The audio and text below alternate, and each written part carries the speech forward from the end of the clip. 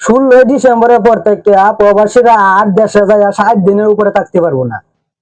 প্রবাসীরা হলো কামলা, এই কামলারা নিয়ে কেডা ভাববো, মানে এরা এদের প্রবাসীদেরকে নিয়ে ভাবার কোনো মানুষ নাই। বাংলাদেশ সরকার এই প্রবাসীদের মাথার উপরে কাঁঠাল রাখিয়া কাঁঠাল ভাঙিয়া খায়, এখনো খাইতেছে।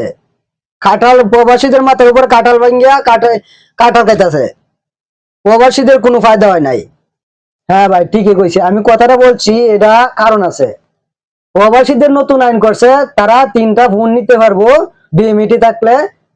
দেশে যাইয়া 60 দিনের উপরে থাকলে ট্যাক্স দিতে হইব, 57% ট্যাক্স দিতে হইব।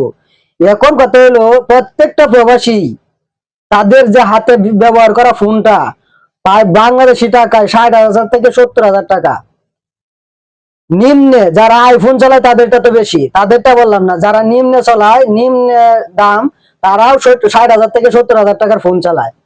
তাহলে এখন যে আইন করছে 57%, তাহলে 60 দিন পরে তার যদি দেশে থাকতে হয়, তাহলে তাকে 70,000 টাকা ফোনের ট্যাক্স দিতে হবে, প্রায় 40,000 টাকা।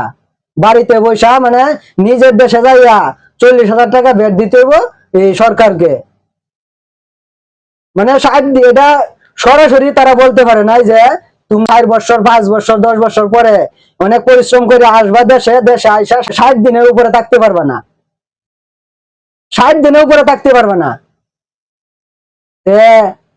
সরাসরি বলে ফেলান যে বলে প্রবাসীরা আইসা 60 দিনের উপরে থাকতে পারবো না। কথা তো ওইটাই, ঘুরে গেলে তো মা ওই 14ই। প্রত্যেকটা প্রবাসী ভাই দেশে টাকা পাঠানো বন্ধ করো, রেমিটেন্স ব্যাংকের মাধ্যমে কোনো 1 টাকাও যাইব না, তাহলে দেখবা ঠিক হয়ে দেবো। আর পারলে সবাই ভিডিওটা শেয়ার করবেন, শেয়ার করে ছড়াই দিবেন। ধন্যবাদ।